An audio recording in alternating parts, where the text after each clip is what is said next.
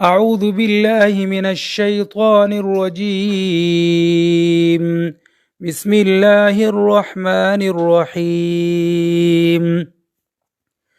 ألم تر إلى الملأ من بني إسرائيل من بعد موسى إذ قالوا لنبي له مبعث لنا ملكا نقاتل في سبيل الله قال هل عسيتم إن كتب عليكم القتال ألا تقاتلوا قالوا وما لنا ألا نقاتل في سبيل الله وقد أخرجنا